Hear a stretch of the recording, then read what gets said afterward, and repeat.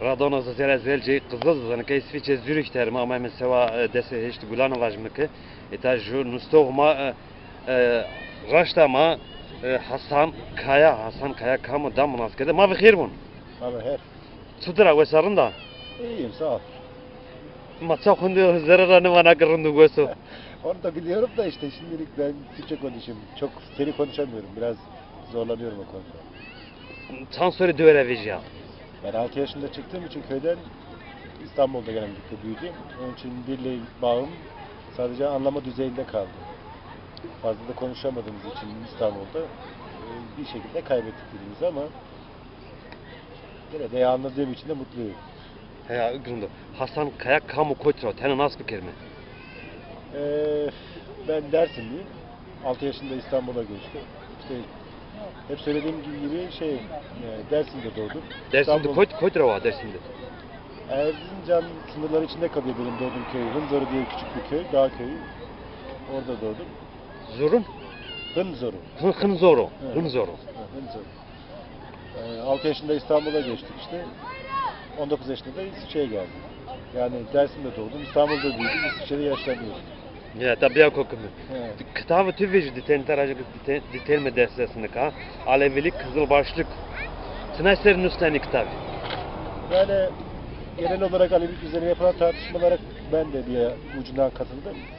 Yazılmış bir sürü kitap vardı, çalışma vardı. Bu çalışmaların çoğunun Aleviliği anlamadan, bilmeden başlatıldığını, özellikle de Dersim ve Dersim inançları bağlamında olaya doğru yaklaşılmadığını gördüğümde o yüzden bizim yaşayan Alevilik, yani Dersim ve Dersim bölgesindeki yaşayan Aleviliğin mutlaka bir şekilde duyurulması anlamında böyle bir çalışmanın yapılması gerekiyordu. Onun için de bu çalışmaya kendi açımdan katıldım.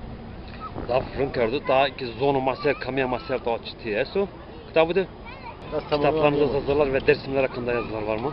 Tabii, yani Dersim Zaza kimliği ile ilgili bir bölüm var özel olarak, orijinal bir bölüm.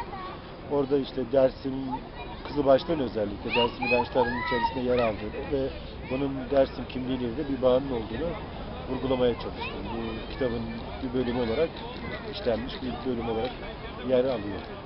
Ali Kaya ile bir akrabamız var mı? Tarih. Yok. Ali Kaya. Zazaca dili kaybolmakla karşı karşıyadır. Son neslin dışında yeni nesiller konuşmuyor. Bu konuda ne düşünüyorsunuz?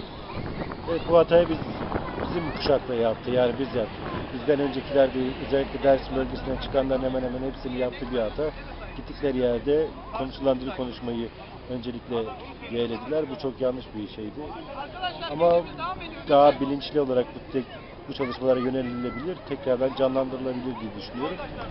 En azından bu konuda belli adımların olduğunu görüyorum, biliyorum. Onun için bundan da sevinçliyim. Radyo Zaza'yı duydunuz mu? Duydum, internetten zaman zaman da girdim. Ne düşünüyorsunuz Radyo Zaza hakkında? Güzel bir çalışma, olması gereken bir şey. En azından böyle bir dilimizle ilgili, kendi dilimizi konuşabildiğimiz, anlaşabildiğimiz, dilimizde Türklerin dinleyebildiğimiz bir radyo olması, bütün dünyaya yayın yapıyor olmuş olması çok önemli. Tabii tek radyo değil, başka radyolar da var ama internet üzerinden yapılan radyo yayınlarının genellikle dünyaya seslenme olanağı var.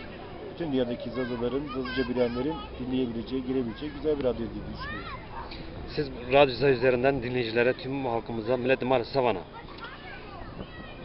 Benim özellikle üzerinde durmak istediğim nokta, altını çizerek durmak istediğim nokta, Dersimli kimliğinin mutlaka korunması, Zazaca'nın da yaşatılması için elimizden, herkesin elinden geleni yapması gerektiğini inanıyorum. Çünkü bir kimliğin ve bir kültürün kaybolması, o dilin kaybolmasıyla başlıyor.